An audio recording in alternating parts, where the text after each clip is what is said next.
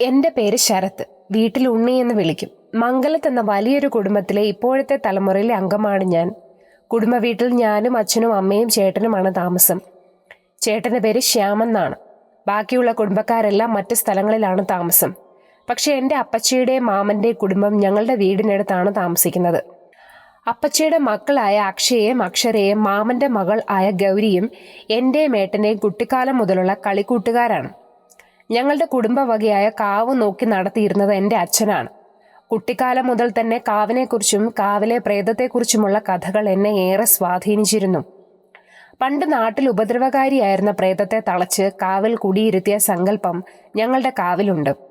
വർഷങ്ങൾ കഴിഞ്ഞ് പ്രായമായത് കാരണം അച്ഛന് കാവിൽ വിളക്ക് വെക്കാൻ പോകാൻ പറ്റാത്ത അവസ്ഥയായി. ചേട്ടന് കാവിനോട് അധികം താല്പര്യമില്ലാത്തതിനാൽ ഞാൻ കാവിൻ്റെ ചുമതല ഏറ്റെടുത്തു. ചേട്ടൻ സിനിമയിൽ എഡിറ്ററായി ജോലി ചെയ്തു തുടങ്ങി. ഞാൻ ഇൻകം ടാക്സ് ഓഫീസിൽ ജോലി ചെയ്യാൻ ആരംഭിച്ചു. ജോലി കഴിഞ്ഞ് വൈകുന്നേരങ്ങളിൽ ഞാൻ കാവിൽ വിളക്ക് തെളിയിക്കാൻ പോകും. അക്ഷയ് ജോലിക്ക് വേണ്ടി കോച്ചിങ് ക്ലാസ്സിന് പോകുന്നു. എന്നെക്കാളും 3 വയസ്സിന് ഇളയതാണ് അവൻ. അക്ഷയേക്കാൾ 1 വയസ്സിന് ഇളയതാണ് അക്ഷര. അക്ഷരയും ഗൗരിയും ഇപ്പോൾ ഡിഗ്രി അവസാന വർഷമാണ്. ചെറുപ്പം മുതൽ ഞാനും അക്ഷരയുമായിരുന്നു കൂടുതൽ അടുപ്പം. കാരണം ഞങ്ങളുടെ ഇഷ്ടങ്ങൾ ഒരുപോലെ, സ്വഭാവം ഒരുപോലെ, എപ്പോഴും ചിരിച്ച മുഖഭാവം. അവളുടെ ചിരി എനിക്കൊരു പോസിറ്റീവ് എനർജി നൽകുമായിരുന്നു. അതുകൊണ്ട് തന്നെ ഞങ്ങൾ ചെറുപ്പം മുതൽ പ്രണയത്തിലായി. ജീവിക്കുകയാണെങ്കിൽ ഒരുമിച്ചായിരിക്കണം എന്ന തീരുമാനം ഞങ്ങൾ എടുത്തു. എന്നാൽ അക്ഷരയുടെ വിപരീത സ്വഭാവമായിരുന്നു ഗൗരിയുടേത്. എപ്പോഴും വഴക്കടിക്കുന്ന പ്രകൃതം, എപ്പോഴും എല്ലാവരോടും ദേഷ്യം. പക്ഷെ എന്നോട് മാത്രം അവൾ ദേഷ്യപ്പെടാറില്ല. ഗൗരിയുടെ സ്വഭാവം എനിക്കിഷ്ടമല്ലെങ്കിലും മാമൻ്റെ മകളായതുകൊണ്ട് അവളെ ഞാൻ എൻ്റെ സഹോദരിയെ പോലെ സ്നേഹിച്ചു. അങ്ങനെ ഇരിക്കെ ഒരു ദിവസം ഞാൻ അറിഞ്ഞു അക്ഷരയ്ക്ക് വിവാഹം ആലോചിക്കുകയാണെന്ന്. ഇതറിഞ്ഞ അക്ഷര എന്നോട് പറഞ്ഞു, ചേട്ടാ, നമ്മുടെ കാര്യം വീട്ടിൽ അവതരിപ്പിക്കണം. ഇല്ലെങ്കിൽ അക്ഷരയെ നഷ്ടപ്പെടുത്തുക എനിക്ക് ചിന്തിക്കാവുന്നതിലും അപ്പുറമായതിനാൽ ഞാൻ രണ്ടും കൽപ്പിച്ച് ഞങ്ങളുടെ ഇഷ്ടം വീട്ടിൽ അവതരിപ്പിച്ചു. പക്ഷേ പ്രതീക്ഷകൾക്ക് വിപരീതമായി വീട്ടുകാർ പൂർണ്ണ സമ്മതം അറിയിച്ചു. പക്ഷേ ചേട്ടൻ്റെ വിവാഹത്തിന് ശേഷം മാത്രം എന്ന നിബന്ധനയും ഇരു വീട്ടുകാരും അംഗീകരിച്ചു. സ്വർഗം കീഴടക്കിയ സന്തോഷമായിരുന്നു എനിക്കപ്പോൾ. എന്നാൽ ഒരു 3 ദിവസത്തിന് ശേഷം ഗൗരി എന്നെ കാണാൻ വന്നു. എന്നോട് തനിച്ച് സംസാരിക്കണമെന്ന് ആവശ്യപ്പെട്ടു. ഞാൻ അവളെയും കൂട്ടി കാവിൻ്റെ സമീപത്തെ തമ്പുരാൻ കുന്നിലെത്തി. നല്ല താഴ്ചയുള്ള പ്രദേശമാണ്. അവിടെ എത്തിയതും ഗൗരി കരയാൻ തുടങ്ങി. നീ എന്തിനാ കരയണത്? കാര്യം പറ. ഞാൻ അവളെ ആശ്വസിപ്പിച്ചു. എനിക്ക് ചേട്ടനെ ഇഷ്ടമാണ്. ചേട്ടനില്ലെങ്കിൽ ഞാൻ മരിച്ചുപോകും. അവളുടെ വാക്കുകൾ ഇടുത്തി പോലെ എൻ്റെ കാതിൽ വീണു. ഞാൻ അവളെ കാര്യങ്ങൾ പറഞ്ഞ് മനസ്സിലാക്കാൻ ശ്രമിച്ചു. പക്ഷെ കുറച്ചു നേരം കേട്ടു നിന്ന ശേഷം അവൾ പറഞ്ഞു, അപ്പോൾ അവളില്ലെങ്കിൽ കുഴപ്പമില്ലല്ലേ? ഇത്രയും പറഞ്ഞ ശേഷം നടന്നുപോയി. ഞാൻ പറയുന്നത് കേൾക്കാൻ അവൾ നിന്നില്ല. അവളുടെ വാക്കുകൾ എന്നിൽ പേടിയുണ്ടാക്കി. ഞാൻ ഉടനെ നടന്ന കാര്യമെല്ലാം അക്ഷരയെ അറിയിച്ചു. എല്ലാം ഒരു ഞെട്ടലോടെ അവൾ കേട്ടു നിന്ന ശേഷം അവളുടെ കണ്ണുകൾ നിറഞ്ഞു. ഗൗരിയോട് അവൾക്കുള്ള ഇഷ്ടം അറിയാമെങ്കിലും ഞാൻ അക്ഷരയ്ക്ക് മുന്നറിയിപ്പ് നൽകി, നീ ഗൗരിയെ സൂക്ഷിക്കണം. അവളുടെ സ്വഭാവം അറിയാലോ. പിന്നെ കുറച്ച് ദിവസത്തേക്ക് ഗൗരി എനിക്ക് മുഖം നൽകാതെ ഒഴിഞ്ഞു നടന്നു. കുറച്ച് ദിവസത്തിന് ശേഷം കാവിലെ ഉത്സവമായി. 3 ദിവസത്തെ ഉത്സവമാണ്. കുടുംബക്കാരും നാട്ടുകാരും അടക്കം വൻ ജനക്കൂട്ടമുണ്ടായിരുന്നു. ഉത്സവത്തിന്റെ തിരക്കായതുകൊണ്ട് അക്ഷരയെ കാണാനും സംസാരിക്കാനും കഴിഞ്ഞില്ല. 3-ാമത്തെ ദിവസം രാത്രി 9 മണിയായി കാണും. അക്ഷരയോട് കുറച്ചു നേരം സംസാരിക്കാൻ വേണ്ടി ഞാൻ അക്ഷരയെ അന്വേഷിച്ച് കാവിൽ നടന്നു. അപ്പോഴാണ് അപ്പച്ചിയെ കണ്ടത്. അപ്പച്ചി, അക്ഷര എവിടെ? അറിയില്ലടാ, ഗൗരിയോടൊപ്പം നിൽക്കണത് കണ്ടു. എൻ്റെ നെഞ്ചിൽ പേടി കൂടി വന്നു. അവളിനി എന്തെങ്കിലും. ഞാൻ വീണ്ടും കാവില് മുഴുവൻ അവളെ അന്വേഷിച്ച് നടന്നു. അപ്പോഴാണ് അക്ഷയയെ കണ്ടത്. ഡാ, അക്ഷര എവിടെ? അവൾ ഗൗരിയോടൊപ്പം തമ്പുരാൻകുന്നിലേക്ക് പോണത് കണ്ടു. അത് കേട്ട് എൻ്റെ നെഞ്ചൊന്ന് പിടഞ്ഞു. ഗൗരിയുടെ വാക്കുകൾ എൻ്റെ ഓർമ്മയിലേക്ക് വന്നു. സമയം കളയാതെ ഞാൻ തമ്പുരാൻകുന്നിലേക്ക് ഓടി. അവിടെ എത്തിയ ഞാൻ കണ്ട കാഴ്ച ഞെട്ടിച്ചു കളഞ്ഞു. ഗൗരി അക്ഷരയെ കുന്നിൻ മുകളിൽ വെച്ച് ആക്രമിക്കുന്നു. അവളെ തള്ളിയിട്ട് കൊല്ലാൻ ശ്രമിക്കുകയാണ്. അക്ഷര പാറയുടെ മുകളിൽ നിന്ന് വീഴുമെന്ന അവസ്ഥയിൽ പാറയിൽ തൂങ്ങിക്കിടക്കുന്നു. ഗൗരി അവളുടെ കയ്യിൽ ചവിട്ടി വീഴ്ത്താൻ ശ്രമിക്കുന്നു. എത്രയും പെട്ടെന്ന് അക്ഷരയെ രക്ഷിക്കണം. ഞാൻ ഓടിച്ചെന്ന് ഗൗരിയെ പിടിച്ച് തള്ളി മാറ്റി. അക്ഷരയെ പിടിച്ചു കയറ്റി. അവൾ കരഞ്ഞുകൊണ്ട് എൻ്റെ നെഞ്ചിലേക്ക് ചാഞ്ഞു. ഞാൻ അവളെ ആശ്വസിപ്പിച്ചു. പെട്ടെന്ന് പിറകിൽ നിന്നൊരു ശക്തമായ അടി എൻ്റെ തലയിൽ കൊണ്ടു. വേദനയോടെ തിരിഞ്ഞു നോക്കിയ ഞാൻ കണ്ടത് കയ്യിലൊരു തടിയുമായി ഗൗരി. എന്തോ ബാധ കൂടിയതുപോലത്തെ മുഖഭാവവുമായി നിൽക്കുന്ന ഗൗരിയെ കണ്ട് എനിക്ക് പേടിയാണ് തോന്നിയത്. എന്നെ വീണ്ടും അടിക്കാൻ തുനിഞ്ഞതും അവളുടെ കയ്യിൽ പിടിച്ചു. പക്ഷെ അവൾ എന്നെ ആഞ്ഞു ചവിട്ടി. തെറിച്ചു വീണ എൻ്റെ നേർക്ക് അവൾ വീണ്ടും തടിയുമായി ഓടിയെടുത്തു. എൻ്റെ പുറത്തടിച്ചു. ഇത് കണ്ട അക്ഷര അവളെ തടയാൻ ശ്രമിച്ചെങ്കിലും ഗൗരി അവളെ തട്ടി ദൂരേക്ക് മാറ്റി. അവൾ വീണ്ടും എൻ്റെ തലയിൽ ആഞ്ഞടിക്കാൻ ഒരുങ്ങിയതും അക്ഷര അവളെ പിടിച്ച് തള്ളി. ഗൗരി ചെന്ന് വീണത് കൊക്കയിലേക്കായിപ്പോയി. എന്നാൽ വീണില്ല. അവൾ പാറയിൽ പിടിച്ച് തൂങ്ങിക്കിടന്നു. ഞാൻ പെട്ടെന്ന് എഴുന്നേറ്റ് അവളെ പിടിച്ച് കയറ്റാൻ നോക്കിയെങ്കിലും അവളെ രക്ഷിക്കാൻ എനിക്ക് സാധിച്ചില്ല. അവൾ കൊക്കയിലേക്ക് പതിച്ചു. അക്ഷര നിലവിളിച്ച് കരയാൻ തുടങ്ങി. ഞാനാ അവളെ കൊന്നത്. ഞാൻ അക്ഷരയെ ആശ്വസിപ്പിച്ചു. അരുത്, ഇത് നമ്മൾ രണ്ടുപേരും മാത്രമേ കണ്ടുള്ളൂ. മൂന്നാമതൊരാൾ ഇത് അറിയാൻ ഇടയാവരുത്. അവൾ കാല് തെന്നി വീണതാണെന്ന് മാത്രമേ പറയാവൂ.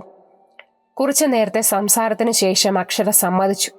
ഉടനെ ഞാൻ ഫോൺ എടുത്ത് മറ്റുള്ളവരെ വിവരമറിയിച്ചു. കുറച്ചു കഴിഞ്ഞ് പോലീസ് എത്തി. ഗൗരിയുടെ മൃതദേഹം താഴ്വരയിൽ നിന്ന് കണ്ടെത്തി. അവളുടെ ശരീരം തിരിച്ചറിയാൻ കഴിയാത്ത വിധം വികൃതമായി പോയിരുന്നു. വീടിനെയും നാടിനെയും ഈ സംഭവം മൂകതയിലാക്കി. അടുത്ത ദിവസം ഗൗരിയുടെ ബോഡി അടക്കുന്നതുവരെയും കുടുംബത്തിലെ ഓരോ അംഗങ്ങളും അലമുറയിട്ട് കരയാൻ തുടങ്ങി. എനിക്കും അവളുടെ മൃതശരീരം കണ്ടു നിൽക്കാൻ സാധിക്കുമായിരുന്നില്ല. അക്ഷര പേടികൊണ്ട് സത്യങ്ങൾ വിളിച്ചു പറയുമോ എന്ന് ഞാൻ ഭയന്നു. പക്ഷെ അത് ഉണ്ടായില്ല. ഗൗരിയുടെ മരണത്തോടെ കാവൽ വിളക്ക് വയ്ക്കാതെയായി. ഗൗരിയുടെ ചടങ്ങുകൾക്ക് ശേഷം അവളുടെ അച്ഛനും അമ്മയും വീടും സ്ഥലവും വിട്ട് നാട്ടിൽ നിന്ന് പോയി. അവരുടെ ഏക മകൾ നഷ്ടപ്പെട്ട വേദന അവർക്ക് താങ്ങാവുന്നതിലും അധികമായിരുന്നു. മാസങ്ങൾ കടന്നുപോയി. ഗൗരിയുടെ മരണത്തിന്റെ ദുഃഖത്തിൽ നിന്ന് നാടും വീടും കരകയറി. കുറച്ചു നാളുകൾക്ക് ശേഷം നാട്ടുകാർ ചിലർ വീട്ടിലെത്തി. ഗൗരിയുടെ മരണത്തോടുകൂടി കാവൽ വിളക്ക് കൊളുത്താതായത് അവർ പറഞ്ഞു. കാവൽ വിളക്ക് കൊളുത്തണം. ആ കാവാണ് ഈ നാടിന്റെ ഐശ്വര്യം. കാവ് നശിച്ചാൽ ഈ നാട് നശിക്കും. അതുകൊണ്ട് വീണ്ടും പഴയതുപോലെ കാവിൽ വിളക്ക് തെളിയിക്കണം. അവർ പറയുന്നത് സത്യമാണെന്ന് ഞങ്ങൾക്കും തോന്നി. അടുത്ത ദിവസം മുതൽ കാവിൽ വിളക്ക് വെക്കാമെന്ന ഉറപ്പോടുകൂടി നാട്ടുകാരെ സമാധാനിപ്പിച്ച് തിരിച്ചയച്ചു. അക്ഷര ആ ഷോക്കിൽ നിന്ന് പതിയെ മോചിതയായി തുടങ്ങി. അവൾ വീണ്ടും പുഞ്ചിരിച്ചു തുടങ്ങി. വീട്ടിൽ വീണ്ടും കളിയും തമാശയും നിറഞ്ഞു തുടങ്ങി. അങ്ങനെ അടുത്ത ദിവസം ജോലി കഴിഞ്ഞ് ഞാൻ കാവിലേക്ക് വിളക്ക് കത്തിക്കാനായിട്ടുള്ള സാധനങ്ങളും വാങ്ങി വീട്ടിലെത്തി. സമയം 6:30 കഴിഞ്ഞിരിക്കുന്നു. വല്ലാതെ താമസിച്ചിരിക്കുന്നു. ഇരുട്ട് വീണു തുടങ്ങി. ഞാൻ കുളിയും കഴിഞ്ഞ് ഒരു ടോർച്ചും കാവിൽ വിളക്ക് കത്തിക്കാനുള്ള സാധനങ്ങളും എടുത്തിറങ്ങി. പോകുന്ന വഴി അക്ഷരയെ ഒന്ന് കാണണമെന്നുണ്ടായിരുന്നു. സാധാരണയായിട്ട് ഞാൻ വിളക്ക് കത്തിക്കാൻ പോകുന്ന സമയം അവൾ മുറ്റത്തിറങ്ങി ഞാൻ വിളക്ക് കൊളുത്താൻ പോകുന്നതും നോക്കി നിൽക്കും. എന്നാൽ ഇന്ന് അവളെ കണ്ടില്ല. ചെറിയ വിഷമത്തോടെ ഞാൻ കാവിലേക്ക് നടന്നു. 2 തോട്ടം മറികടന്ന് വേണം കാവിലെത്താൻ. ഇരുട്ട് വീണു തുടങ്ങിയിരുന്നു. അതുകൊണ്ട് ഞാൻ ടോർച്ച് തെളിച്ച് നടക്കാൻ തുടങ്ങി. എത്രയും പെട്ടെന്ന് കാവിലെത്തണം. കാവിന്റെ പരിസര പ്രദേശത്താണെങ്കിൽ ഒരൊറ്റ വീട് പോലുമില്ല. നടന്നു പോയിക്കൊണ്ടിരിക്കവേ പുറകിൽ നിന്നൊരു വിളി. ഞാൻ ആദ്യം ഒന്ന് ഞെട്ടിയെങ്കിലും അത് അക്ഷരയുടെ ശബ്ദമാണെന്ന് മനസ്സിലാക്കി. ഉണ്ണിയേട്ടാ നിൽക്ക്, ഞാനും വരുന്നു. ഞാൻ തിരിഞ്ഞ് അവളുടെ മുഖത്ത് വെട്ടമടിച്ച് അവളാണെന്ന് ഉറപ്പുവരുത്തി. സോറി ഉണ്ണിയേട്ടാ, ഇന്ന് കാണാൻ സാധിച്ചില്ല. അതാ പുറകെ വന്നത്. ഞാനും വരാൻ കാവിലേക്ക്. രാത്രിയായി. ഇനി അവളെ തിരിച്ചയക്കുന്നത് പന്തിയല്ല എന്ന് തോന്നി അവളെയും കൂട്ടി കാവിലേക്ക് നടന്നു. മുൻപേ അവളെ നടക്കാൻ പറഞ്ഞു. എൻ്റെ കയ്യിൽ നിന്ന് വിളക്ക് കത്തിക്കാനുള്ള സാധനം വാങ്ങി മുൻപേ നടന്നു. സാധാരണ ഒരുപാട് സംസാരിക്കുന്ന അക്ഷര ഇപ്പോൾ ഒന്നും മിണ്ടുന്നില്ല. പെട്ടെന്ന് ടോർച്ച് അണഞ്ഞു. വെട്ടമില്ലാതായി. ഞാൻ ടോർച്ചിൽ 2 തട്ട് തട്ടിയ ശേഷം വീണ്ടും ടോർച്ച് തെളിച്ചു. മുമ്പോട്ടടിച്ചു. ഞാൻ ഞെട്ടിപ്പോയി. അക്ഷരയെ കണ്ടില്ല. ഞാൻ ഉറക്കം നിലവിളിച്ചു. പക്ഷെ കണ്ടില്ല. ഞാൻ ചുറ്റിനും ടോർച്ച് അടിച്ചു നോക്കിയപ്പോൾ അതാ ഒരു മരത്തിനടുത്ത് അക്ഷര തിരിഞ്ഞു നിൽക്കുന്നു. ഞാൻ ഓടിച്ചെന്ന് അവളുടെ തോളിൽ തട്ടി വിളിച്ചു, വാ പോകാം. ഞാൻ തിരിഞ്ഞു നടന്നപ്പോഴാണ് ശ്രദ്ധിച്ചത്. കൈ നനഞ്ഞിരിക്കുന്നു. ഞാൻ കയ്യിൽ ടോർച്ച് അടിച്ചു നോക്കി. ഞെട്ടി. ചോര. ഞാൻ തിരിഞ്ഞ് ടോർച്ച് അടിച്ച് അക്ഷരയുടെ മുഖത്തേക്ക് നോക്കി. എൻ്റെ നെഞ്ച് നടുങ്ങി. അക്ഷരയല്ല, ഗൗരിയാണത്. എൻ്റെ നെഞ്ചിലൊരു മിന്നൽ പോലെ എന്തോ കയറി. അവളുടെ രൂപം കണ്ട് ഞാൻ ഞെട്ടി 3 അടി പുറകിലേക്ക് പോയി വീണു. എൻ്റെ കയ്യിൽ നിന്നും ടോർച്ച് തറയിൽ വീണണഞ്ഞു. ഒട്ടും വെളിച്ചമില്ലാതായി. അന്തരീക്ഷം ഇരുട്ടുകൊണ്ട് മൂടി. കാറ്റ് ആഞ്ഞു വീശാൻ തുടങ്ങി. മരക്കൊമ്പുകൾ കൂട്ടി ഉരുമുമ്പോഴത്തെ ശബ്ദം മാത്രം കേൾക്കാം. എൻ്റെ മനസ്സിൽ ഭയത്തിൻ്റെ അണ പൊട്ടി ഒഴുകാൻ തുടങ്ങി. എൻ്റെ കയ്യിൽ നിന്ന് നഷ്ടമായ ടോർച്ചിനെ ഞാൻ നിലത്ത് പരതി. കൈ തറയിൽ വെച്ച് നിരക്കി ടോർച്ച് അന്വേഷിക്കാൻ തുടങ്ങി. കാറ്റിന് വേഗത കൂടി വന്നു. ഒപ്പം എൻ്റെ പേടിയുടെയും. പെട്ടെന്ന് കയ്യിൽ എന്തോ തടഞ്ഞു. ടോർച്ച് കിട്ടി. ഞാൻ ടോർച്ച് എടുത്ത് ഓൺ ചെയ്തു. ഓണായില്ല. പുല്ല്. മനസ്സിൽ ശപിച്ച് ടോർച്ചിനിട്ട് 2 തട്ട് കൊടുത്തു. ഓൺ ചെയ്തു. ഭാഗ്യം, ഓണായി. ഞാൻ പെട്ടെന്ന് ഗൗരിയെ കണ്ട ഇടത്തേക്ക് ടോർച്ച് അടിച്ചു നോക്കി. ഇല്ല, അവളെ കാണാനില്ല. എവിടെ പോയി? ഞാൻ ചുറ്റിനും വെളിച്ചം അടിച്ചു നോക്കി. ഇനി എനിക്ക് തോന്നിയതാണോ? ഞാൻ കയ്യിൽ രക്തം പുരണ്ടത് ഒന്നുകൂടി നോക്കി. അത് പോയിട്ടില്ല, ഇപ്പോഴും ഉണ്ട്. അപ്പോൾ ഞാൻ കണ്ടത് സത്യമാണ്. എൻ്റെ മനസ്സിൽ ഒരുപാട് ചോദ്യങ്ങൾ ഉയർന്നു. ഇനി എന്തായാലും കാവിൽ വിളക്ക് വയ്ക്കാൻ സാധിക്കില്ല. എത്രയും പെട്ടെന്ന് തിരിച്ചു വീട്ടിലെത്തണം. ഇല്ലെങ്കിൽ എൻ്റെ മരണം ഇപ്പോൾ നടക്കുമെന്ന് എനിക്ക് തോന്നി. പക്ഷേ അക്ഷര എവിടെ? ഇല്ല, ഇനി ആലോചിച്ച് നിൽക്കാൻ സമയമില്ല. ഞാൻ തിരികെ വീട്ടിലേക്ക് നടന്നു. വീട്ടിലേക്ക് പോകും വഴി ശക്തമായ കാറ്റ് കാരണം നടക്കാൻ പോലും സാധിക്കാത്ത അവസ്ഥയിലായി. മരച്ചില്ല ഒടിഞ്ഞ് എൻ്റെ മുമ്പിൽ വീണു. പക്ഷെ ഞാനത് കണക്കാക്കാതെ മുമ്പോട്ട് നടന്നു. പെട്ടെന്നൊരു രൂപം ഞാൻ കണ്ടു. ഞാൻ അവിടേക്ക് ടോർച്ചടിച്ചു. അത് അക്ഷരയല്ലേ? ഞാൻ മനസ്സിൽ പറഞ്ഞു. അക്ഷരേ, ഞാൻ ഉറക്ക വിളിച്ചു.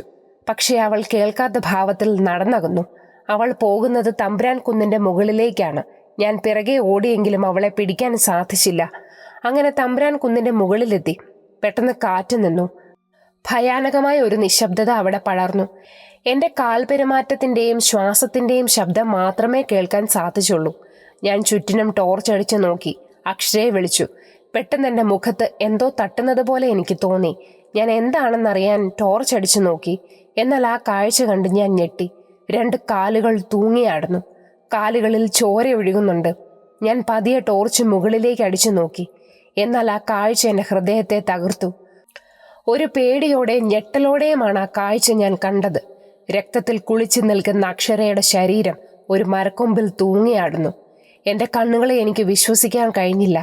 എൻ്റെ കണ്ണുകൾ നിറഞ്ഞു. പെട്ടെന്ന് കാറ്റ് വീണ്ടും ശക്തിയായി വീശി. ഇനി ഇവിടെ നിൽക്കാൻ പാടില്ല എന്നെൻ്റെ മനസ്സ് മന്ത്രിച്ചു. ഞാൻ പ്രാണൻ കയ്യിൽ പിടിച്ച് വീട്ടിലേക്ക് ഓടി. ഓടുമ്പോൾ പല ശബ്ദങ്ങളും ചിരിയും കേട്ടു. പക്ഷെ ഞാൻ തിരിഞ്ഞു നോക്കിയില്ല. ഞാൻ ഓടി അക്ഷരയുടെ വീട്ടിലെത്തി. കിതച്ചുകൊണ്ടിരുന്നു പോയി. പെട്ടെന്ന് ആരും എൻ്റെ തോളിൽ കൈവച്ചു. ഞാൻ ഞെട്ടി തിരിഞ്ഞു നോക്കി. അക്ഷര. എന്തു പറ്റി ഉണ്ണിയേട്ടാ? ആകെ പേടിച്ചു വിറച്ച്. ഞാൻ എഴുന്നേറ്റ് അക്ഷരയെ എൻ്റെ നെഞ്ചോട് ചേർത്തു. അപ്പോൾ ഞാൻ കണ്ടതാരെയാ? വേണ്ട, ഇപ്പോൾ ആരോടും ഒന്നും പറയണ്ട. ഞാൻ പേടിച്ച് നിൽക്കുന്നത് കണ്ട് അക്ഷര കരയാൻ തുടങ്ങി. അവളെ ആശ്വസിപ്പിച്ച് ഞാൻ വീട്ടിലേക്ക് മടങ്ങി. ആഹാരം വേണ്ടെന്ന് അമ്മയോട് പറഞ്ഞ് ഞാൻ മുറിയിൽ കയറി. കാവിൽ അവിടെ നടന്നതിനെക്കുറിച്ച് ആലോചിച്ചിരുന്നു. നേരമേറെ വൈകി. ഞാൻ എപ്പോഴോ ഉറങ്ങി. അമ്മയുടെ ശകാരത്തോടെയാണ് ഞാൻ എഴുന്നേറ്റത്. എന്തൊരു ഉറക്കമാടാ, നേരം 11 എഴുന്നേൽക്ക്. ഞായറാഴ്ച ആയതുകൊണ്ട് ഓഫീസിൽ പോകണ്ട എന്ന് കരുതി ഇങ്ങനെ ഉറങ്ങാമോ? ഞാൻ പതിയെ എഴുന്നേറ്റു. ശരീരം ഭയങ്കര വേദന. ഇന്നലെ നടന്നത് എൻ്റെ ഓർമ്മയിൽ വന്നു. തൽക്കാലം ആരോടും പറഞ്ഞ് അവരെ കൂടി പേടിപ്പിക്കേണ്ട. കുറച്ച് സമയത്തിന് ശേഷം എനിക്കൊരു ഫോൺ കോൾ വന്നു. എൻ്റെ കൂട്ടുകാരനായിരുന്നു. അളിയ, എനിക്കൊന്ന് ടൗൺ വരെ പോകണം, ഒന്ന് വരുമോ? ഉച്ചയ്ക്ക് തിരിച്ചെത്താം. ഞാൻ സമ്മതിച്ചു. അച്ഛനും ചേട്ടനും വീട്ടിലില്ല. ഞാൻ അമ്മയോട് യാത്ര പറഞ്ഞ് ഇറങ്ങി. കൂട്ടുകാരൻ്റെ വീട്ടിൽ പോയി അവനെയും കൂട്ടി ടൗണിൽ ചെന്ന് അവിടുത്തെ കാര്യങ്ങളെല്ലാം തീർത്ത് അവനെ കൊണ്ട് വീട്ടിലാക്കി. ഞാൻ തിരിച്ചു വീട്ടിലെത്തിയ സമയം 1:30. അപ്പോൾ അമ്മ പറഞ്ഞു, നീ ഇത്രയും പെട്ടെന്ന് എത്തിയോ? ഞാനൊന്ന് മൂളി. അക്ഷര എവിടെ? അമ്മയുടെ ചോദ്യം എന്നെ അത്ഭുതപ്പെടുത്തി. അതിന് അക്ഷരയെ ഞാൻ കൊണ്ടുപോയില്ലല്ലോ. നീയല്ലേ കുറച്ച് മുമ്പ് വന്നിട്ട് കാവിൽ പോയിട്ട് വരാമെന്ന് പറഞ്ഞ് ഇവിടുന്ന് ഇറങ്ങിയത്? അപ്പോൾ തന്നെ അക്ഷരമോളും വന്നു. നീ എവിടെയെന്ന് ചോദിച്ചു. ഞാൻ പറഞ്ഞു നീ കാവിലേക്ക് പോയെന്ന്. അപ്പോൾ തന്നെ അവളും നിന്നെ അന്വേഷിച്ച് കാവിലേക്ക് വന്നല്ലോ. അമ്മയുടെ വാക്കുകൾ ഒരു ഞെട്ടലോടെ ഞാൻ കേട്ടു. അതിന് ഞാനിപ്പോൾ വന്നതല്ലേ ഉള്ളൂ. അപ്പോൾ കുറച്ചു മുമ്പ് വന്നതാരാ? ഞാൻ മനസ്സിൽ ആലോചിച്ചു. എൻ്റെ ഹൃദയം നുറുങ്ങുന്ന വേദന അനുഭവപ്പെട്ടു തുടങ്ങി. പേടി കൊണ്ട് ശരീരം വിറയ്ക്കാൻ തുടങ്ങി. മനസ്സിൽ അക്ഷരയെക്കുറിച്ച് ഓർമ്മ വന്നു. സമയം കളയാനില്ല. എത്രയും പെട്ടെന്ന് അവളെ രക്ഷിക്കണം. ഞാൻ കാവിലേക്ക് ഓടി. അവിടെ എത്തി എനിക്ക് പക്ഷെ അക്ഷരയെ കാണാൻ സാധിച്ചില്ല. എൻ്റെ ഉള്ളിൽ ഭയം ആളിക്കത്താൻ തുടങ്ങി. കഴിഞ്ഞ ദിവസം നടന്ന സംഭവങ്ങൾ എൻ്റെ ഓർമ്മയിലേക്ക് തുളച്ചു കയറി. രക്തത്താൽ കുളിച്ച് തൂങ്ങിയാടുന്ന അക്ഷരയുടെ ശരീരം എൻ്റെ ഹൃദയത്തിൽ തുളച്ചു കയറുന്ന വേദന സമ്മാനിച്ചു. പെട്ടെന്നാണ് അക്ഷരയുടെ ഷോൾ ഞാൻ ശ്രദ്ധിച്ചത്. അതിലെ രക്തപ്പാടുകൾ എന്നെ ഞെട്ടിച്ചു കളഞ്ഞു. അക്ഷരയ്ക്ക് എന്തോ അപകടം സംഭവിച്ചിട്ടുണ്ടെന്ന് ഞാൻ ഉറപ്പിച്ചു. രക്തപ്പാടുകൾ കണ്ട എൻ്റെ കണ്ണുകൾ ഞാൻ പോലും അറിയാതെ നിറഞ്ഞു. തൊണ്ടയിടറി. ഇടറുന്ന ശബ്ദത്തോടെ ഞാൻ അക്ഷരയെ ഉറക്ക വിളിച്ചു. അവളുടെ ഷോളും എടുത്ത് ഞാൻ വീണ്ടും കാവിന് ചുറ്റും അന്വേഷിച്ച് നടക്കാൻ തുടങ്ങി. പെട്ടെന്നാണ് ഞാൻ ശ്രദ്ധിച്ചത്, അക്ഷര കാവിനുള്ളിൽ കിടക്കുന്നു. ഞാൻ ഓടി അവളുടെ അരികിൽ ചെന്ന് അവളെ വിളിച്ചു. പക്ഷെ കണ്ണു തുറക്കുന്നില്ല. ശ്വാസോച്ഛ്വാസം ഉണ്ടെന്ന് ഉറപ്പുവരുത്തി. എൻ്റെ മനസ്സിൽ ആശ്വാസമായി. പക്ഷെ അവളുടെ ശരീരം കുറെ മുറിഞ്ഞിട്ടുണ്ട്. കുറച്ച് വെള്ളത്തിന് വേണ്ടി ഞാൻ അവിടെ നോക്കി, കിട്ടിയില്ല. പെട്ടെന്ന് പ്രകൃതിക്ക് രൂപവ്യത്യാസം ഉണ്ടാകാൻ തുടങ്ങി. കാറ്റാഞ്ഞു വീശി, കരിയിലകൾ പറന്നു പോകാൻ തുടങ്ങി. ആകാശം കറുത്തിരുണ്ട് അപായ സൂചന നൽകി. എത്രയും പെട്ടെന്ന് അക്ഷരയും കൂട്ടി വീട്ടിലെത്തണം. ഞാൻ അക്ഷരയെ തൂക്കിയെടുത്ത് വീട്ടിലേക്ക് നടന്നു. കാറ്റിന് ശക്തി പ്രാപിച്ചത് കാരണം നടക്കാൻ നന്നേ പ്രയാസപ്പെട്ടു. കുറച്ചു ദൂരം ചെന്നതിന് ശേഷം എൻ്റെ പുറകെ ആരോ എന്നെ പിന്തുടരുന്നത് പോലെ എനിക്ക് തോന്നി. തിരിഞ്ഞു നോക്കണോ? എൻ്റെ ഉള്ളിൽ സംശയം ഉദിച്ചു. രണ്ടും കൽപ്പിച്ച് ഞാൻ തിരിഞ്ഞു നോക്കി. പക്ഷെ ആരെയും കണ്ടില്ല. ഞാൻ സമയം താമസിക്കാതെ പെട്ടെന്ന് അക്ഷരയെയും എടുത്ത് അവളുടെ വീട്ടിലെത്തി. അക്ഷരയെ എടുത്തുകൊണ്ട് വരുന്നത് കണ്ട അപ്പച്ചി ഉറക്കം നിലവിളിച്ച് കരയാൻ തുടങ്ങി. കരയാതെ അപ്പച്ചി പോയി കുറച്ച് വെള്ളം എടുത്തുകൊണ്ട് വാ. അപ്പച്ചി അകത്തു പോയി വെള്ളവുമായി തിരികെ എത്തി. അപ്പച്ചിയുടെ കരച്ചിൽ കേട്ട് നാട്ടുകാരും വീട്ടുകാരും ഓടിക്കൂടി. ഞാൻ വെള്ളം വാങ്ങി അക്ഷരയുടെ മുഖത്ത് തളിച്ചു. അവൾ കണ്ണുകൾ തുറന്ന് എന്നെ കെട്ടിപ്പിടിച്ചു കരയാൻ തുടങ്ങി. ഞാൻ അവളെ ആശ്വസിപ്പിക്കാൻ ശ്രമിച്ചു. എന്താ എന്താ സംഭവിച്ചത്? അവൾ കരച്ചിൽ ഒരുവിധം നിയന്ത്രിച്ച് പറയാൻ തുടങ്ങി. ഞാൻ ഉണ്ണിയേട്ടനെ അന്വേഷിച്ച് കാവിലെത്തിയതാ. പക്ഷെ അവിടെ കാണാൻ സാധിച്ചില്ല. ഞാൻ അവിടെ അന്വേഷിച്ച് നടക്കാൻ തുടങ്ങിയപ്പോൾ അവിടെ ഒരു മരത്തിന്റെ അരികിൽ ഒരു രൂപം. ഉണ്ണിയേട്ടനാണെന്ന് കരുതി ഞാൻ അവിടേക്ക് ചെന്നു. പക്ഷെ ഞാൻ നോക്കിയപ്പോൾ ആ രൂപം പെട്ടെന്ന് നമ്മുടെ ഗൗരിയായി മാറി. അക്ഷരയുടെ വാക്കുകൾ കേട്ട് എല്ലാവരും ഞെട്ടിത്തരിച്ചു നിന്നു. എന്നാൽ ഞാൻ പേടിച്ചത് തന്നെയാണ് സംഭവിച്ചതെന്ന് എനിക്ക് മനസ്സിലായി. എന്നിട്ട് എന്താ പറ്റിയത്? ഞാൻ ചോദിച്ചു. അവളുടെ ഭീകര രൂപം കണ്ട് ഞാൻ ഓടി. പക്ഷെ അവൾ എൻ്റെ പിറകെ വന്നു. ഓടുന്നതിനിടയിൽ ഞാൻ വീണു. അതാ ദേഹം മുറിഞ്ഞത്. അവസാനം ഞാൻ ഓടി കാവിനുള്ളിൽ കയറി. പക്ഷെ അവൾക്ക് കാവിനുള്ളിൽ കയറാൻ സാധിച്ചില്ല. അപ്പോഴേക്കും പേടിച്ച് ഞാൻ ബോധം കെട്ട് വീണു. അക്ഷരയുടെ വാക്കുകൾ എല്ലാവരിലും ഭീതി പടർത്തി. പക്ഷെ എൻ്റെ ചേട്ടന് മാത്രം അത് വിശ്വാസം വന്നില്ല. നിനക്ക് വെറുതെ തോന്നിയതാകുമെന്ന് പറഞ്ഞു. അപ്പോൾ ഞാൻ എനിക്ക് കഴിഞ്ഞ ദിവസം ഉണ്ടായ സംഭവത്തെ അവിടെ അവതരിപ്പിച്ചു. എന്നിട്ടും ചേട്ടൻ വിശ്വസിച്ചില്ല. അവൻ പറഞ്ഞു, ശരി, ഇന്ന് വൈകുന്നേരം ഞാൻ കാവല് വിളക്ക് തെളിയിക്കാം. ഞാനടക്കം എല്ലാവരും അവനെ തടഞ്ഞു. പക്ഷെ ഫലമുണ്ടായില്ല. വിളക്ക് കത്തിക്കാൻ ആവശ്യമായ പൂജാ സാധനങ്ങളും എടുത്ത് കാവിലേക്ക് പോകാൻ ഇറങ്ങി. ഞാൻ കാല് പിടിക്കും പോലെ പറഞ്ഞിട്ടും അവൻ കേട്ടില്ല. എങ്കിലും ഞാനും കൂടെ വരാം കാവിലേക്ക് എന്ന് പറഞ്ഞു. എന്നാൽ അതിനും അവൻ തയ്യാറായില്ല. അവൻ തനിച്ച് കാവിലേക്ക് പുറപ്പെട്ടു. എനിക്ക് നെഞ്ചിൽ ഭയത്തിന്റെ പെരുമ്പറ കൊട്ടിത്തുടങ്ങി. കുറച്ചു സമയത്തിന് ശേഷം അമ്മ കരഞ്ഞുകൊണ്ട് ഓടി വന്നു. എടാ, നീയും കൂടി ഒന്ന് കൂടെ പോ, എനിക്ക് പേടിയാകുന്നു. അമ്മയുടെ വാക്കുകൾ എനിക്ക് കൂടുതൽ പേടി സമ്മാനിച്ചു. അമ്മ കരയണ്ട, ഞാനും കൂടി പോകാം. അങ്ങനെ ഒരു ടോർച്ചും എടുത്ത് ഞാൻ കാവിലേക്ക് ഇറങ്ങി. അപ്പോഴേക്കും അക്ഷയ് ഓടി വന്നു. ഞാനും കൂടി വരാൻ ചേട്ടാ. അവനെ കൊണ്ടുപോകാൻ എനിക്ക് മനസ്സ് വന്നില്ല. അവസാനം അവന്റെ നിർബന്ധത്തിന് വഴങ്ങി ഞാൻ സമ്മതിച്ചു. പോകുന്ന വഴിയിൽ അക്ഷരയെയും കണ്ടു. അവളുടെ മുഖം ഭയത്താലും സങ്കടത്താലും നിറഞ്ഞു നിന്നു.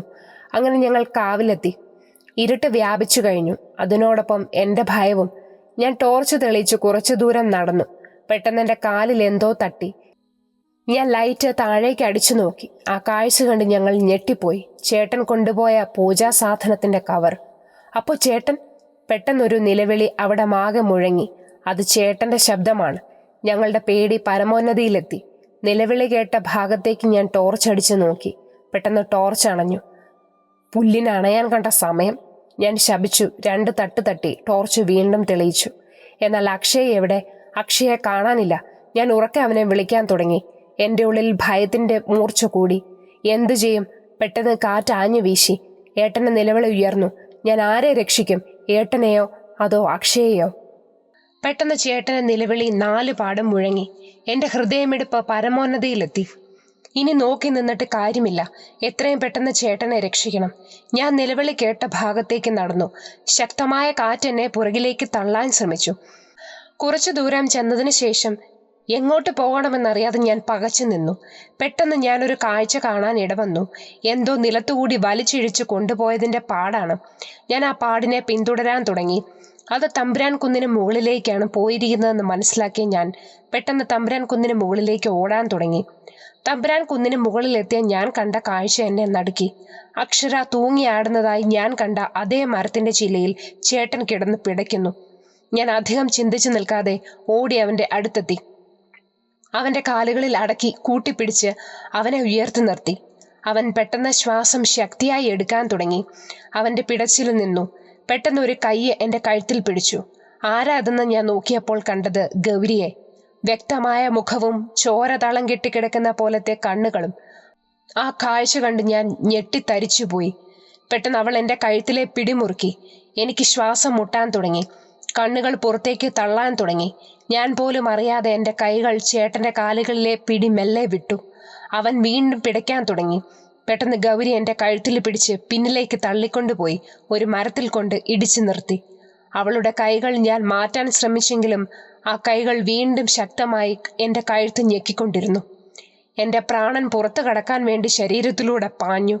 അപ്പോൾ ഗൗരിയുടെ ചിരി അവിടെ മുഴങ്ങാൻ തുടങ്ങി. എനിക്ക് ശ്വാസം എടുക്കാൻ തീരെ സാധിക്കുന്നില്ല. എന്നാൽ അതിനേക്കാൾ വേദന ചേട്ടൻ അവൻ്റെ അവസാനത്തെ പിടച്ചിലിന് തയ്യാറെടുക്കുന്നത് പോലെ നിസ്സഹായനായി എനിക്ക് നോക്കി നിൽക്കേണ്ടി വരുന്നു എന്നുള്ളതാണ്. എൻ്റെ കണ്ണുകൾ നിറഞ്ഞൊഴുകി. എൻ്റെ കണ്ണുകൾ മെല്ലെ അടഞ്ഞു.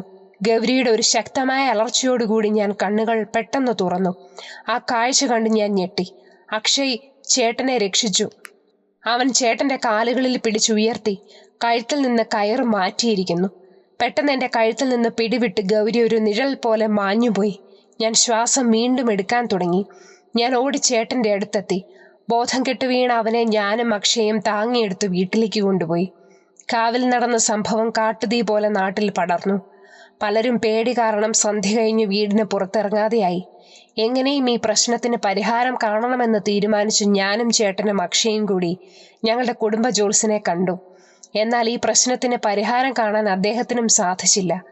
എന്നാൽ ചെമ്പകശ്ശേരി മനയിലെ ആദി എന്ന തമ്പുരാന് ഈ പ്രശ്നത്തിനൊരു പരിഹാരം പറയാൻ സാധിക്കുമെന്ന് പറഞ്ഞു. അങ്ങനെ ഞങ്ങൾ ചെമ്പകശ്ശേരി മനയിലേക്ക് യാത്ര തിരിച്ചു. അവിടെ എത്തി ആദി തമ്പുരാനോട് കാര്യങ്ങളെല്ലാം പറഞ്ഞു. അപ്പോൾ അദ്ദേഹം പറഞ്ഞു, കാവിൽ വിളക്ക് തെളിയിക്കണം.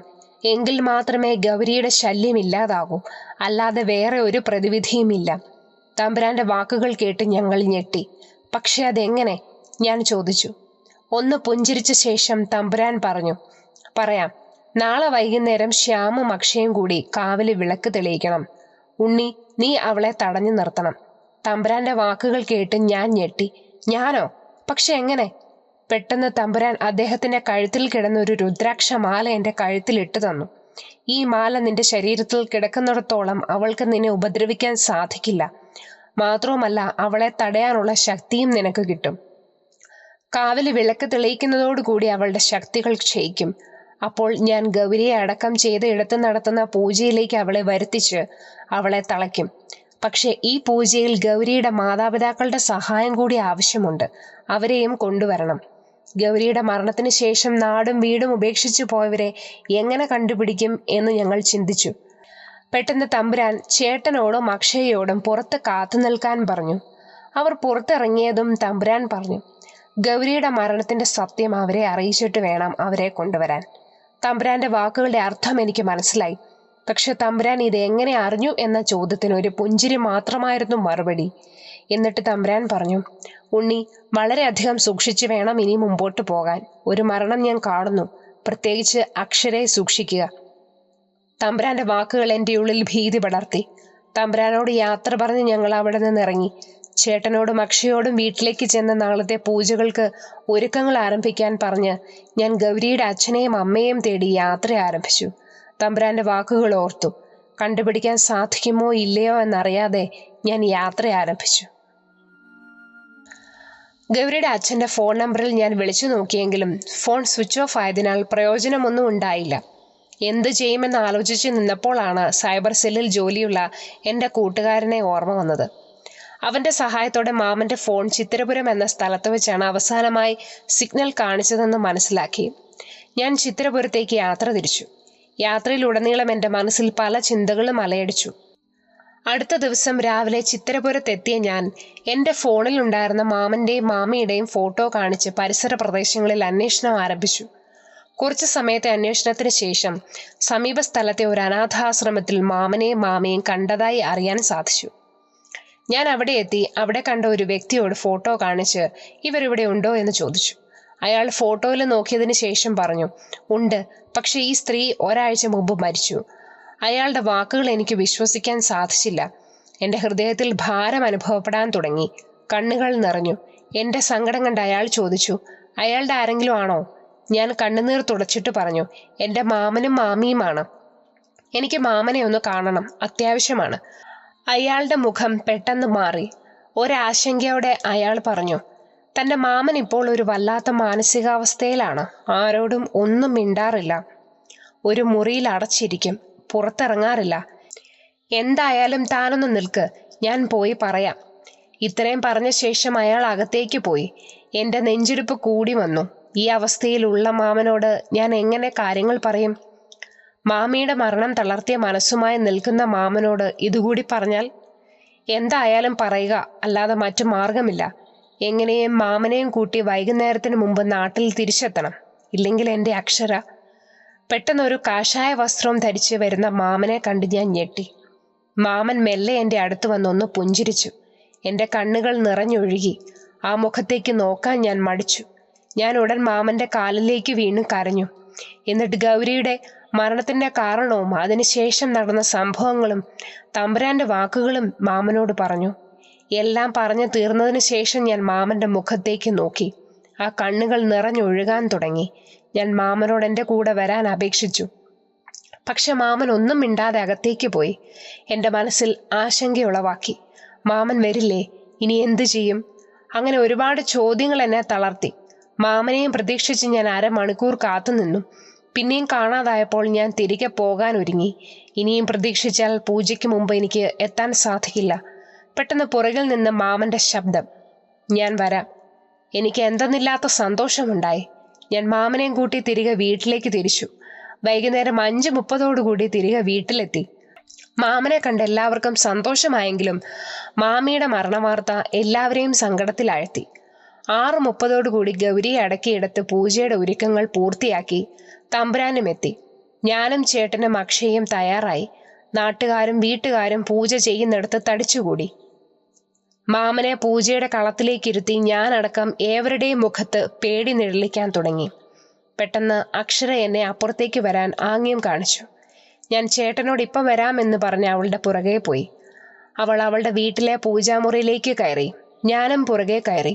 അവൾ പെട്ടെന്ന് വാതിലടച്ച് എൻ്റെ നെഞ്ചിൽ ചാഞ്ഞു കിടന്ന് കരയാൻ തുടങ്ങി. ഞാൻ അവളെ ആശ്വസിപ്പിച്ചു. കുറച്ചു സമയം കരഞ്ഞതിന് ശേഷം അവൾ ഒരു താലി എൻ്റെ നേർക്ക് നീട്ടി. എന്നിട്ട് പറഞ്ഞു, ഒരുപക്ഷെ ഇന്ന് ഞാൻ മരിക്കുകയാണെങ്കിലും ഈ താലിയെങ്കിലും എനിക്ക് സ്വന്തമാക്കാമല്ലോ. അവളുടെ വാക്കുകൾ എന്നെ തളർത്തി. എൻ്റെ കണ്ണുകൾ നിറഞ്ഞു. ഞാൻ തടയാൻ ശ്രമിച്ചെങ്കിലും അവളുടെ നിർബന്ധത്തിന് വഴങ്ങി ഞാൻ ആ പൂജാമുറിയിൽ വെച്ച് അവളെ താലി കെട്ടി.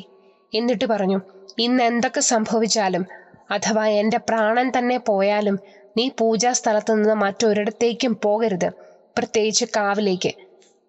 അവൾ സമ്മതിച്ചു. ഞങ്ങൾ തിരികെ പൂജ ചെയ്യുന്നിടത്തെത്തി. തമ്പുരാൻ പറഞ്ഞു, ഞാൻ പറഞ്ഞത് ഓർമ്മയുണ്ടല്ലോ, വളരെ സൂക്ഷിക്കണം. എങ്ങനെയും കാവിലെ വിളക്ക് തെളിയിക്കണം. ഉണ്ണി, നീ പ്രത്യേകം സൂക്ഷിക്കണം. ഒരു കാരണവശാലും ഈ മാല നീ കഴുത്തിൽ നിന്ന് മാറ്റരുത്. തമ്പുരാന്റെ വാക്കുകൾ എന്നിൽ ഭീതി ഉളവാക്കി. ഞാനും ഏട്ടനും അക്ഷയും പോകാൻ തയ്യാറായി. നേരം ഇരുട്ടി തുടങ്ങി. അക്ഷയ് പൂജാ സാധനങ്ങൾ എടുത്ത് മുൻപേ നടന്നു. ചേട്ടൻ പുറകെയും. കയ്യിൽ ഒരു ടോർച്ചുണ്ട്. പുറകെ ഞാനും നടന്നു. ഒരു ടോർച്ച് കരുതിയിട്ടുണ്ട്. പോകാൻ നേരം ഞാൻ തിരിഞ്ഞ് അക്ഷരയെ നോക്കി. അവളുടെ കണ്ണ് നിറഞ്ഞു കരയാൻ തുടങ്ങി. തമ്പുരാനെയും ഒന്ന് നോക്കിയ ശേഷം ഞാൻ കാവിലേക്ക് നടന്നു. അല്പസമയത്തിനകം ഞങ്ങൾ കാവിലേക്കെത്തി. ചുറ്റും ഇരുട്ട് പടർന്നു. ഞാനും ചേട്ടനും ടോർച്ച് തെളിയിച്ച് നടക്കാൻ തുടങ്ങി. പെട്ടെന്നൊരു ശബ്ദം കേട്ട് ഞങ്ങൾ ഞെട്ടി. ഉണ്ണിയേട്ടാ എന്ന അക്ഷരയുടെ ദയനീയമായ നിലവിളി എനിക്ക് സഹിക്കാവുന്നതിലും അധികമായിരുന്നു. ഞാൻ തിരിഞ്ഞ് ശബ്ദം കേട്ട ഇടത്തേക്ക് നടക്കാനും അക്ഷരയെ ഉറക്കെ വിളിക്കാനും തുടങ്ങി. പെട്ടെന്ന് ആരോ എൻ്റെ കയ്യിൽ പിടിച്ചു. ഞാൻ ഞെട്ടി തിരിഞ്ഞു നോക്കി. നീ എവിടേക്കാ? ചേട്ടൻ്റെ ചോദ്യം. അത് ചേട്ടാ, അക്ഷര. അത് നിന്റെ അക്ഷരയല്ല, ഗൗരിയുടെ ട്രാപ്പാണ്. നമുക്ക് എത്രയും പെട്ടെന്ന് കാവല് വിളക്ക് വെക്കണം. ബാ. ശരിയാ, എത്രയും വേഗം കാവല് വിളക്ക് വെക്കണം. ഞങ്ങൾ വീണ്ടും മുൻപോട്ട് നടക്കാൻ തുടങ്ങി. പക്ഷേ അക്ഷയ് എവിടെ? അവനെ കാണാനില്ല. ചേട്ടൻ ഉറക്കെ അവനെ വിളിക്കാൻ തുടങ്ങി. ഞാൻ 4 പാടും ടോർച്ച് അടിച്ചു നോക്കി. പെട്ടെന്നാണ് അക്ഷയുടെ കയ്യിലുണ്ടായിരുന്ന പൂജാ സാധനങ്ങളുടെ കിറ്റ് അല്പം മാറി നിലത്ത് കിടക്കുന്നത് എൻ്റെ ശ്രദ്ധയിൽപ്പെട്ടത്. ഞങ്ങൾ അവിടേക്ക് ചെന്ന് അതെടുത്തു വെച്ചു. ഞങ്ങളുടെ മനസ്സിൽ ഭയം കൊടുമ്പിരി തൊടാൻ തുടങ്ങി. എവിടെ പോയി അവനെ തേടും? പെട്ടെന്ന് ചേട്ടൻ എന്നെ വിളിച്ച് അല്പം ദൂരെ മാറി എന്തോ കിടക്കുന്നതായി ചൂണ്ടിക്കാണിച്ചു. ഞാനും കൂടി അവിടേക്കെത്തി. കണ്ട കാഴ്ച ഞങ്ങളെ ഞെട്ടിച്ചു. അക്ഷയ് ബോധമില്ലാതെ കിടക്കുന്നു. ചേട്ടൻ പെട്ടെന്ന് അവനെ തട്ടി വിളിച്ചു. അവൻ മെല്ലെ കണ്ണുകൾ തുറന്നു. നിനക്ക് എന്താ പറ്റിയത്? ചേട്ടൻ്റെ ചോദ്യം. എന്തോ എൻ്റെ തലയിൽ വന്നടിച്ചു. പിന്നെ ഒന്നും ഓർമ്മയില്ല. അവന്റെ വാക്കുകൾ ഞങ്ങളുടെ മനസ്സിൽ ഭീതി ഉളവാക്കി. പക്ഷെ അത് പ്രകടമാക്കിയില്ല. വാ, നമുക്ക് അധികം സമയം കളയാനില്ല, ചേട്ടൻ അവനെ പിടിച്ചെഴുന്നേൽപ്പിച്ചു പറഞ്ഞു. ഞങ്ങൾ വീണ്ടും നടക്കാൻ തുടങ്ങി. ഏത് സമയവും എന്തും സംഭവിക്കാം എന്നുറപ്പിച്ച് ഞങ്ങൾ യാത്ര ആരംഭിച്ചു. കാവിന് ഏറെക്കുറെ അടുത്തെത്താറായി. പെട്ടെന്നൊരു രൂക്ഷമായ ഗന്ധം അവിടെ ആകെ പടർന്നു. ഇതെന്താ ഒരു നാറ്റം? ശവം ചീഞ്ഞു നാറുന്ന പോലെ. ചേട്ടന്റെ വാക്കുകൾ എനിക്ക് അപകട സൂചന നൽകി. ഞാൻ പെട്ടെന്ന് 4 പാടും ടോർച്ചടിച്ചു നോക്കി.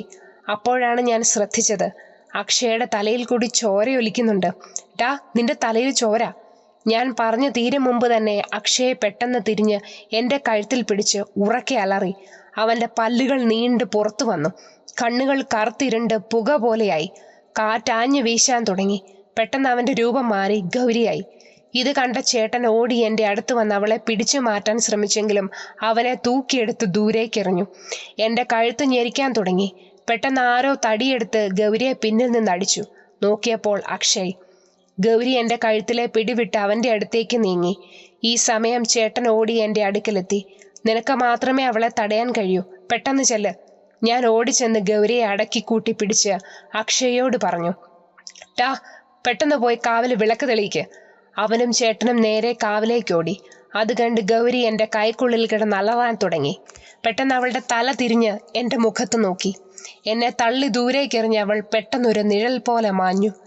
അപകടമാണെന്ന് മനസ്സിലാക്കി ഞാൻ ചേട്ടനും അക്ഷയും ഓടിയ വഴിയെ അവരെ പിന്തുടർന്ന് ഓടാൻ തുടങ്ങി. കുറച്ച് ദൂരം ചെന്ന് ഞാൻ കണ്ട കാഴ്ച എന്നെ ഞെട്ടിച്ചു. ഗൗരിയുടെ കയ്യിൽ കിടന്ന് പിടയ്ക്കുന്ന ചേട്ടനും അക്ഷയും. ഞാൻ ഓടി അവളുടെ അടുത്ത് ചെന്ന് അവളുടെ കയ്യിൽ നിന്ന് അവരെ മോചിപ്പിച്ച് അവരോട് പോകാൻ പറഞ്ഞു. പെട്ടെന്ന് ഗൗരി എന്നെ അവളുടെ നഖങ്ങൾ കൊണ്ട് എൻ്റെ ശരീരത്തിൽ മുറിവേൽപ്പിക്കാൻ തുടങ്ങി. തളർന്നു വീണ എന്നെ അവൾ തറയിലൂടെ വലിച്ചിഴച്ച് തമ്പുരാൻ കുന്നിന് മുകളിലേക്ക് കൊണ്ടുപോയി. നിലത്തൂടെ വലിച്ചിഴച്ച് എൻ്റെ ശരീരം മുഴുവൻ മുറിഞ്ഞ് ചോര പൊടിയാൻ തുടങ്ങി. ഞാൻ വേദന കൊണ്ട് പുളഞ്ഞു. തമ്പുരാൻ കുന്നിൻ്റെ ഗർത്തമാണ് അവളുടെ ലക്ഷ്യമെന്ന് ഞാൻ മനസ്സിലാക്കി. പെട്ടെന്ന് ആരോ എൻ്റെ കാലിൽ പിടിച്ചു നിർത്തി. അക്ഷര! ഞാൻ ഞെട്ടി. അവളുടെ കണ്ണുകൾ നിറഞ്ഞു. ഒന്നും ചെയ്യരുതെന്ന് ഗൗരിയോട് യാചിച്ചു. അക്ഷരയെ കണ്ട് ഗൗരി അലറി അവളിലേക്ക് അടുത്തു. അവളുടെ കഴുത്തിൽ പിടിച്ചുയർത്തി. അക്ഷര ശ്വാസം കിട്ടാതെ പിടയാൻ തുടങ്ങി. ഞാൻ ഉടൻ ചാടി എഴുന്നേറ്റ് ഗൗരിയെ തള്ളി ദൂരേക്ക് മാറ്റി. അക്ഷര ബോധം കെട്ട് നിലത്തു വീണു.